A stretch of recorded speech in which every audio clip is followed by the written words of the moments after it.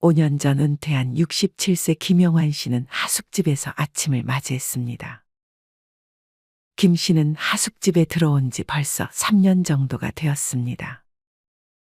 김 씨는 아내가 일찍이 세상을 떠나자 아들 내외를 집으로 들여 아들 내외와 같이 살았습니다. 하지만 손녀가 자라면서 집에 방이 부족했고 김 씨는 그냥 자기가 나가는 게 속이 편할 것 같아 아들 며느리에게는 혼자 살고 싶다고 얘기하고 그렇게 집을 나왔습니다. 김 씨는 집을 구하고 싶었지만 전세로 구하나 월세로 구하나 돈이 너무 많이 나갔습니다. 밥 주는 아파트나 실버타운도 생각했지만 이런 곳에 들어가려면 아들이 사는 집을 팔아야 가능했습니다. 게다가 아내와 사별한 뒤 김 씨는 감당하기 힘들 만큼 깊은 외로움에 빠졌습니다. 김 씨는 아들 며느리와 잘 어울리지 못했고 어쩔 때는 하루에 대화 한마디도 하지 않아 괜히 서러워지기도 했습니다. 김 씨는 아들과 함께 살 때도 밥은 거의 혼자서 챙겨 먹었습니다. 며느리와 같이 먹는 게 불편했고 괜히 자기 밥 차리게 해 고생시키고 싶지 않아 항상 미리 식사를 했습니다. 김 씨는 밥을 혼자 차려 먹는 것이 제일 힘들었습니다. 밥 주는 곳이 어딜까 생각하다 김 씨는 하숙집을 떠올렸습니다. 그렇게 김 씨는 하숙을 택했습니다. 하지만 하숙집에 들어가기는 쉽지 않았습니다. 재워주고 밥까지 주는 것을 좋게 생각한 사람은 김 씨뿐만이 아니었습니다. 이미 대학생들과 외국인들, 김 씨와 비슷한 또래들로 하숙집은 이미 포화 상태였습니다. 김 씨는 오랜 시간 돌아다닌 끝에 겨우겨우 지금 사는 하숙집에 들어갈 수 있었습니다. 아들은 김 씨에게 하숙집 월세를 주겠다 했지만 김 씨는 그냥 거절했습니다. 김 씨는 연금으로 하숙비 50만 원을 감당했습니다. 이 가격에 잠도 자고 밥까지 주니 연금 80만 원을 받고 있던 김 씨는 남은 30만 원으로 꽤나 여유롭게 생활할 수 있었습니다. 하지만 김 씨의 방은 삭막했습니다. 책장에는 책 대신 시리얼 상자와 햇반이 빼곡히 자리를 차지했습니다. 일요일엔 식사가 제공되지 않아 이것으로 간단한 끼니를 때웠습니다. 침대에 누웠을 때는 침대 위에 걸린 옷장을 대신한 철봉이 자리를 차지하고 있어 천장이 잘 보이지 않았습니다. 옷이 얼마 되지도 않았는데 안 그래도 좁은 방이 더 좁아 보였습니다. 화장실이나 세탁기, 냉장고는 공용이었지만 방 안에 에어컨이 달려 있었습니다. 김 씨는 에어컨이 달린 것만으로 만족했습니다. 김 씨가 머무르는 하숙집에는 김 씨를 포함해 총 13명이 머물고 있었습니다. 그 가운데 5명은 직장인, 4명은 대학생, 나머지 4명은 60대 이상이었습니다. 그중 나이가 가장 많은 사람은 아파트 경비원으로 일하는 70대 장시환 씨였습니다. 장 씨는 이곳에서 10년 넘게 생활하고 있었습니다. 장 씨는 10년 넘게 월세를 한 번도 밀린 적이 없고 특별히 다른 하숙생들을 불편하게 하지 않아 하숙집 주인은 장 씨가 계속 여기서 살 수 있게 해줬습니다. 장 씨는 매일 새벽에 집을 나서 저녁 늦게 돌아왔기 때문에 밥 먹을 때가 아니면 마주칠 일이 거의 없었습니다. 장 씨는 쉬는 날이 되면 거의 잠만 청했습니다. 대체로 이곳 하숙집의 분위기를 잡아주는 건 30대와 40대 직장인들이었습니다. 김 씨와 장 씨를 비롯한 60대들은 방에서 잘 나오지 않았습니다. 김 씨는 여기 들어온 지 벌써 3년이 지났음에도 장 씨와 제대로 된 대화를 나눈 적이 없었습니다. 김 씨는 이곳 사람들과 그래도 대화도 하며 나름 가까워졌지만 이름을 물어보거나 무슨 일을 하는지, 어떤 사연이 있는지는 물어보지 않았습니다. 여기서는 그런 개인적인 것들을 물어보지 않는 것이 암묵적인 규칙이 되었습니다.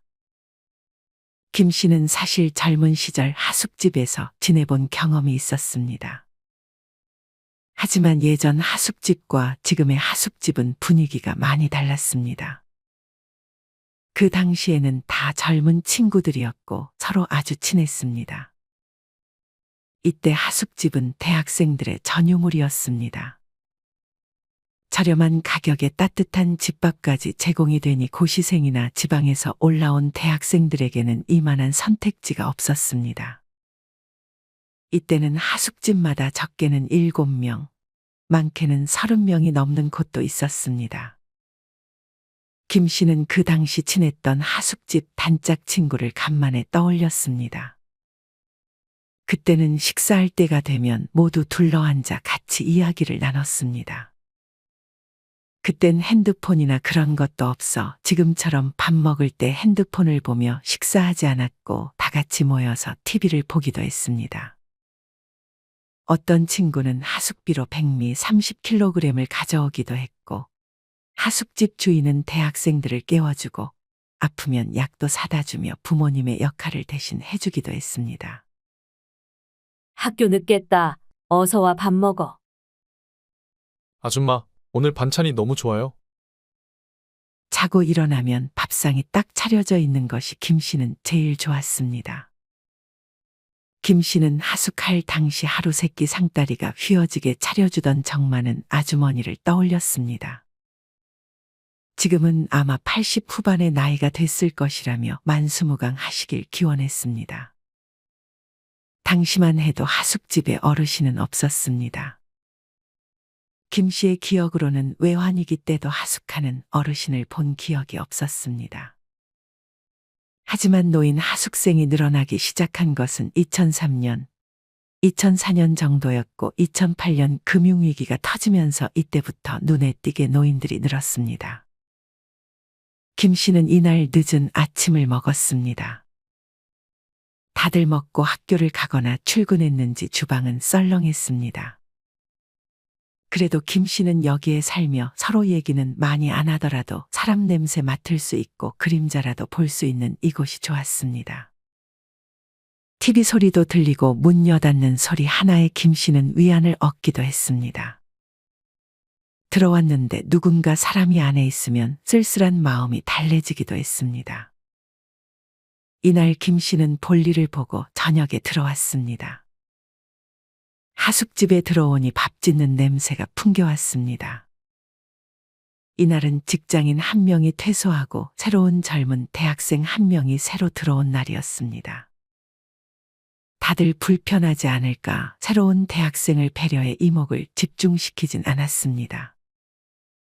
여기 있는 60대 대부분은 젊은 사람 불편하게 말을 걸거나 이것저것 캐묻지 않았습니다. 그냥 눈 마주치면 가볍게 인사하고 자기 할 일만 하니 젊은 사람들도 별로 불편해하지 않았습니다. 하지만 다른 하숙집은 사정이 많이 다른 듯 했습니다. 다른 곳도 김 씨가 머무르는 하숙집과 마찬가지로 노인과 대학생들이 같이 사는 곳이 많았습니다. 하지만 노인이 젊은이들에게 따돌림 아닌 따돌림을 당해 하숙집에서 나가게 된 사례도 있었습니다. 하숙집 주인은 김 씨에게 옆집 하숙집에서는 60대 어르신 3분이 있었지만 지금은 다 나갔다며 젊은 친구들은 어르신들이 말을 거는 것을 불편하고 귀찮게 생각한다고 조언했습니다. 원래 굳이 말을 걸진 않았지만 김 씨는 더욱 조심해야겠다고 생각했습니다. 김 씨는 그렇게 다음 날도 하숙집에서 밥을 먹고 잠깐 밖으로 나와 이곳저곳 돌아다니며 어디 일자리 들어갈 수 있는 곳이 없는지 찾아봤습니다. 요즘 같은 고물가 시대에 잠도 재워주고 밥까지 주는데 저렴한 하숙집에서 생활할 수 있다는 것을 김 씨는 큰 행운으로 여겼습니다. 요새 하숙집에 대한 인기가 날로 늘어가고 있다고 합니다. 특히나 대학생들에게 인기가 많았습니다. 지난 8월에 서울 주요 대학가 원룸 평균 월세와 관리비를 합친 금액은 평균 68만 원이었습니다. 물론 여기에 밥값은 포함되지 않았습니다. 월세를 내다보면 아무래도 식비를 아끼게 돼 밥은 대충 먹게 되는데 하숙집은 균형 잡힌 식사가 나오기 때문에 더욱 인기가 많았습니다. 또한 특히나 혼자 사는 여성은 안전을 항상 유의해야 하는데 여럿이 모인 하숙집은 안정감을 주기도 해 더욱 수요가 늘었습니다. 월세는 아깝고 전세는 사기 위험이 있으니 생활은 조금 불편하더라도 이제는 하숙집을 찾는 것입니다. 하숙집을 찾는 것은 젊은 대학생뿐만이 아니었습니다. 최근에는 중장년층은 물론 60대에서 80대 노년 직장인 연금 수혜자 노인들도 많이 입주해 산다고 합니다. 원룸은 돈도 많이 들 뿐 아니라 혼자 모든 것을 해결해야 하니 외롭고 쓸쓸했기 때문입니다. 하숙집은 적어도 사람이 살아 덜 외롭고 밥도 해결할 수 있으니 혼자 사는 것보다는 100번 나았습니다. 요새는 독거 청년과 독거 노인이 폭발적으로 증가하고 있습니다. 행정안전부 통계에 따르면 전국의 1인 가구는 1,005만 8,348가구로 전체 가구의 약 42%를 차지했습니다. 1인 가구 70%는 2030 청년들이 32%, 60대 이상이 38%를 차지했습니다. 젊은 청년들뿐 아니라 저렴하고 덜 외로운 하숙집은 중노년층에게도 인기가 있을 수밖에 없습니다. 사실 하숙집이 값싼 이유 중 하나는 하숙집 주인의 배려심이 녹아있는 경우가 많습니다. 서울에서 하숙집을 운영하는 어느 주인은 5년 전부터 지금까지 학생들의 주머니 사정을 생각해 가격을 단 한 번도 올리지 않았다고 합니다. 하숙비를 45만 원 받고 있는데 아침, 저녁 식사까지 차려주다 보면 하숙집을 운영해도 남는 게 없다고 말했습니다. 만약 저렴한 하숙집에 살고 계시거나 앞으로 살게 된다면 하숙집 주인에게 감사 인사를 한 번쯤은 전해주면 좋을 것 같다는 생각이 듭니다. 하숙집은 단순히 잠만 자는 곳이라기보다는 진짜 집 같은 따뜻한 경험을 할 수 있다고 하숙생들은 입을 모아 말합니다. 그래서 점점 개인화되고 혼자 사는 것이 당연해져 가는 시대에서 예전에 핸드폰이 없던 시절, 우리 모두 함께 사는 그 시절 그때로 돌아가는 느낌을 주는 하숙집의 부활이 마냥 반갑게 느껴지는 것 같습니다. 이런 하숙집이 좀 더 많이 생겨 젊은 사람뿐만 아니라 중노년층에게도 좋은 선택지 중 하나가 되었으면 좋겠습니다. 이상으로 오늘의 영상을 마치겠습니다. 우리 모든 구독자분들의 행복한 여생을 응원합니다. 다음에 더 좋은 내용으로 찾아뵙겠습니다. 감사합니다.